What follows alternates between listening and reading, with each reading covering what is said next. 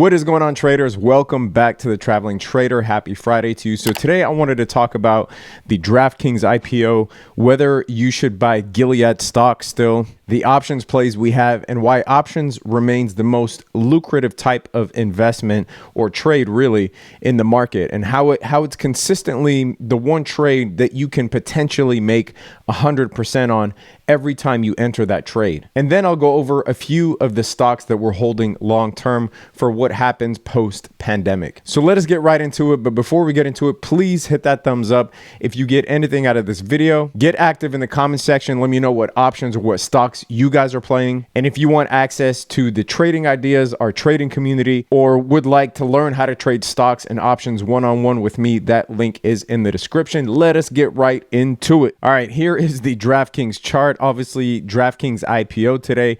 So should you get into something like this? In my personal opinion, no. There are tons of stocks that are not trading at their IPO level. And moreover, from a fundamental standpoint, we don't have sports now, right? So this really could be a dormant business for the midterm until sports starts back up again.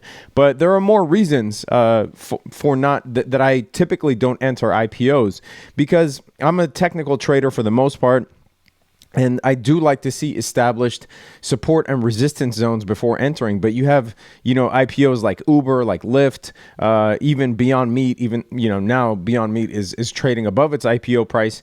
But, there are reasons that getting in early can burn you. For one, you're not an insider, so you're not actually getting the IPO price.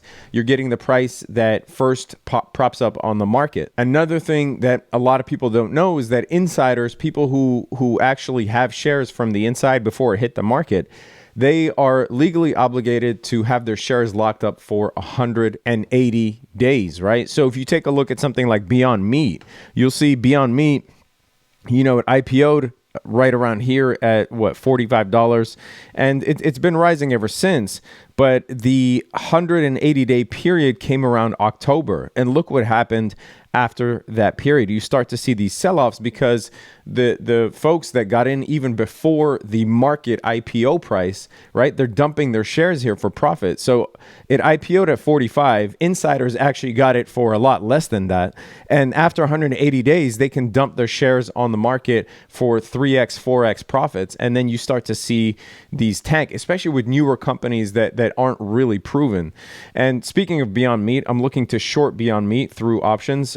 We currently see a run up. It was up, I think, over 10 or 12% today, but it's now hitting the 200-day moving average here, and it's overbought on the RSI. Definitely looking to short Beyond Meat here. We'll send that out in the trade alerts. So that is why that I really won't, I won't buy an IPO, especially one like DraftKings that's going to be dormant for a while. Now, it could, because of hype, see a rally and a spike, but that's exactly what you want. You want it to establish these hyped levels of support and resistance so that you can actually take advantage of potentially a downside, right? A short. And like I said, the 180-day vesting period, this is when you typically see the insiders start dumping their stock on the market, because that's when they're legally allowed to do so. All right, let us take a look at Gilead's chart. This is Gilead's weekly chart, and here's why I shorted Gilead coming into this resistance level. This is the weekly chart for Gilead, right? This is not the daily chart for Gilead. But if you look at it, you'll see that there's been this resistance level since 2016. And so, Gilead seems to get rejected from here regardless of what the news cycle is. But when news and technicals are married to each other, that's a 1-2 punch and a trader's wet dream. So the news that came out yesterday was that remdesivir, which is a drug that's made by Gilead, or primarily by Gilead, I think. I don't know if they own the patent, but it's associated with Gilead, at least recently. And there was evidence that that drug isn't actually as effective as once thought. And so we tend to see a tanking here. Now, any of these pharmaceutical companies that are tied to, medications related to the pandemic, you're going to see these wild swings because there really isn't anything proven. And guess what? There might actually not be a vaccine. We don't have any vaccines for any strains of corona that we know of, right? So it's including the common cold. We've had the common cold forever, and there hasn't been a vaccine for it. So it just because folks are working on a vaccine doesn't mean that it's guaranteed we'll have a working and safe vaccine.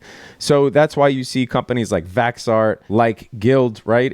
Any of these companies that where there's hype around some sort of medication or some vaccine that they're purportedly coming up with, that hype is going to be short term, because even if there was a vaccine, it wouldn't be ready till 2021, right? So we wouldn't even know if it was safe until months out and potentially a year out. That's why you have to trade those based on hype. And then when you look at technical levels like this, then you can make even more informed plays and marry the technicals and the fundamentals together. So me personally, I would not buy Gilead here unless it falls to maybe the 50 moving average or the 100 moving average. Then I would consider a swing play here. I might even consider an options earnings play, because I think their earnings are coming up next week. All right, speaking of options, let us take a look at the SPY. And as you know, I've been talking about this for a while, but the SPY here is, has found resistance as we suspected, and has basically found some downside as we suspected due to that rejection off the resistance. We had the hidden bearish divergence here, right, where the price is making a lower high, and the momentum indicators, in this case, we have the RSI, we have the MACD making a higher high, as well as the divergence between the price and the volume. You see on the SPY, the volume tanking while the price is rising, and this is one of the surefire ways of determining whether what you're seeing is a false breakout or a dead cap bounce. And we see the SPY getting capped here at the 50 moving average. So what I did was I sold some credit spreads, some call credit spreads against the SPY at 284. And that level was really dictated by this 50-day moving average here, along with, the other indicators that I just described. So if you look at the play here, you'll see that I sent it out. When did I send this out? I sent this out April 17th, right? Selling SPY call spreads at 284, 285. So 54 cents an option. That means that you get $54 for every contract that you have. If you have 10 contracts, that's $540. If you have 20 contracts, we're talking $1,080. And this is what I was saying with options, right? It's really the only trade where your potential of gaining 100% on your capital is viable almost every single time, right? Because basically, we're holding this till expiration, and I got paid $54 a contract to sell this to somebody, right? So somebody was thinking opposite of what we were thinking. They were buying the right to buy the SPY at 284. So they had more of a bullish bias than I did. And the reason we got such good premium is because it was April 17th. And if you look on April 17th, this was an up day for the SPY, right? We were the SPY went up 2.7% that day. So everyone is thinking, oh wow, the downside is over. This is a V bottom shaped recovery. We're going straight up from here. So, as someone who's looking at the technicals, who has more of a bearish short-term bias, you can leverage the hopium that people are on, and you start looking at the premiums, and you can actually get pretty lucrative premiums in the way that I did here. So I sold them for $54 a contract, and I get to keep 100% of my money. You can't really do that with stock trading. Sure, and I'm not belittling stock trading. We obviously have a long-term hold portfolio. I'm just saying that in conjunction with stock trading, options trading, if you take the time to learn it, could be one of the most lucrative parts of your trading / investing game. It could obviously be very risky, but when you're dealing with spreads like this, your risk is defined up front. So I'll give you a glimpse of what I'm talking about if you're not in tune with options trading. But here's actually the exact trade. So this expires today, and if it expires below 284, I get to keep all my money. Now, obviously, I can close this out and make 90-something%, or just let it expire and keep 100% of my money. But if you take a look at this, this is what your risk is defined as. So $54 per option, right? And if you traded 10 contracts, then that's 540. Like I said, if you traded 20, then that'll be 1,080. But either way, let's just stick to the standard that it gives you, the default that it gives you of 10, right? So you're trading 10 contracts here, and you get to keep 540 if it expires anywhere below 284. If it expires above 285, then your risk is defined. If you look here at the bottom left, your risk is defined at minus 460, because the maximum that a spread can be worth is the difference in the strike prices. In this case, we have 285 and 284, so the maximum that this contract can be worth is $1, right? So we essentially have 54 cents below 284 and 46 cents, right? $1 minus 54 cents, and 46 cents above 285. And each contract represents 100 shares. So effectively, that's $54 for every contract below 284. And you lose $46 for every contract that's above 285, which if you look at the SPY now, it doesn't look like we will get there. As a matter of fact, if you go into the options here, you can see it for yourself. What the probability of the SPY expiring above 284. So if you go all the way down here, you'll see that the 284, 285, that for the SPY to get above 280, to close above 284 today, is basically less than 7%. So if that is too close for comfort, and I do this, quite a bit, but if that's too close for comfort, then you can actually sell the contract that you can actually buy back the contract that you sold for $54. You could buy back for $4 a contract, netting you $50 per contract, which is something that you could still do up to an hour before expiry, depending on the exchange or the brokerage that you're using. All right, looking at Tesla earnings. So this is how I'm going to be playing Tesla earnings. Oh, I have a play on Netflix earnings as well.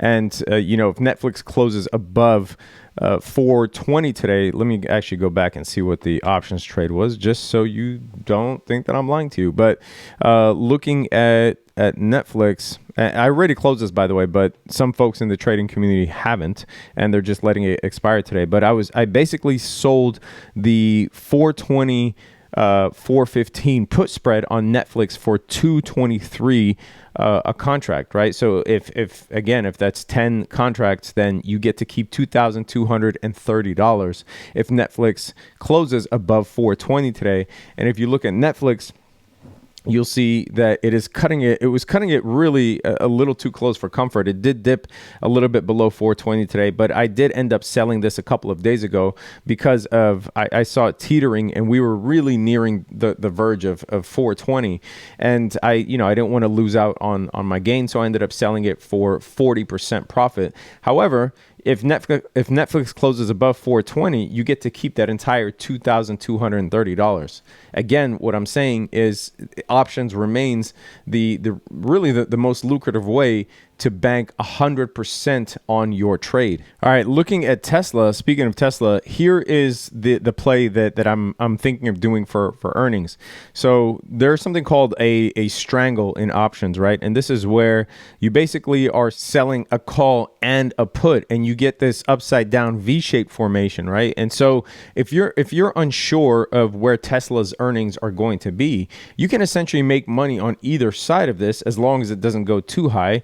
In this case, we lose money on the strangle if by expiration Tesla is above $811, and on the other side, if Tesla is below $613, right? About $612, $613. We lose on either side if it goes below $612 or above $812 on this side. So as long as it remains in the middle, and you'll see your profit here, if you do 10 strangle contracts, that your profit can be astronomical. And this is a very expensive contract, obviously $96.70. So if Tesla, for instance, expires at 680, you get to keep $74,000 on this side. If it expires at 750, you get to keep $61,401 on this side. And obviously, we're talking about a crap load of money. So you could tailor this to just being one contract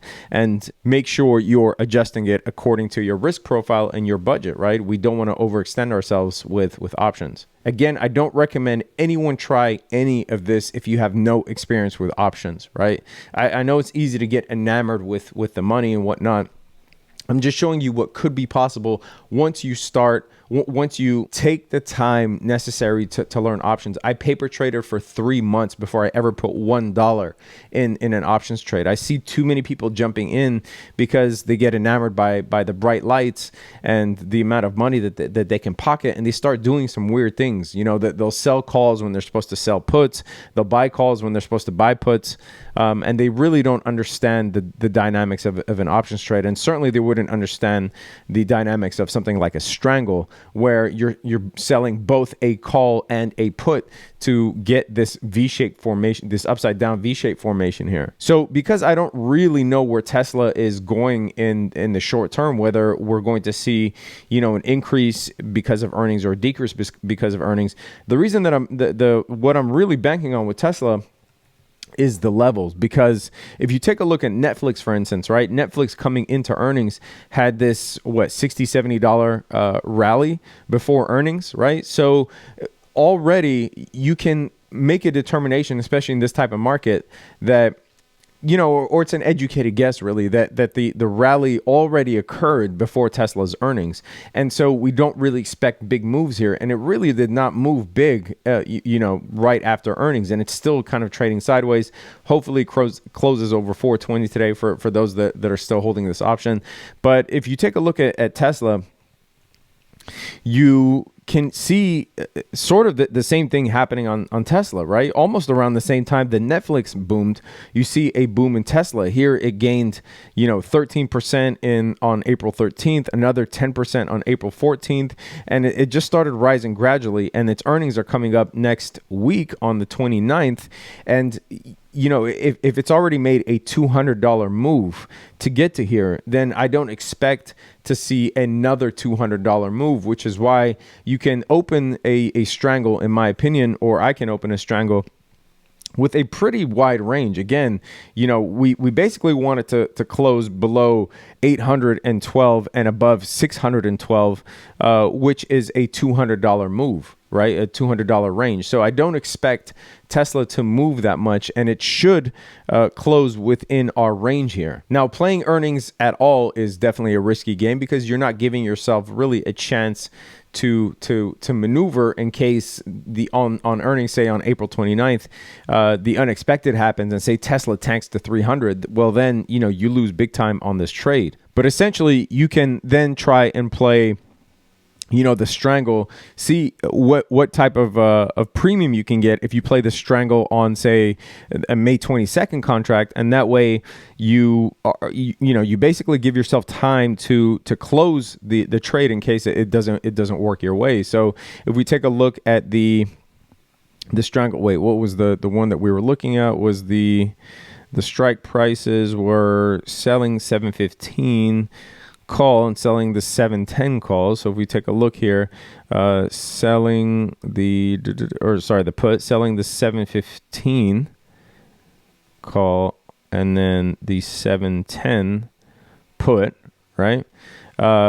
If you take a look at this trade, I mean, you are getting a lot more premium for it. And if we take a look at the trade here and we analyze it, if Tesla starts tanking, for instance, right, come 4:30, and it's getting really close to that 612 level that we were talking about on the expiry on May 1st, right, you could see that if it's nearing, say, it gets to 616, you'll still be up $2,677, assuming that you took on 10 contracts, but you'll still be up and be able to close this before shit hits the fan. So these are the types of analysis that one runs through, right, when they're experienced with options trading and sees what are the most lucrative strike prices, what's the most lucrative type of option, right, whether it's a strangle, a straddle, whether it's just a straight up vertical spread, and also, more importantly, time, right? Time is really your most valuable tool when it comes to options trading. You want to sometimes give yourself some time where if the trade goes awry,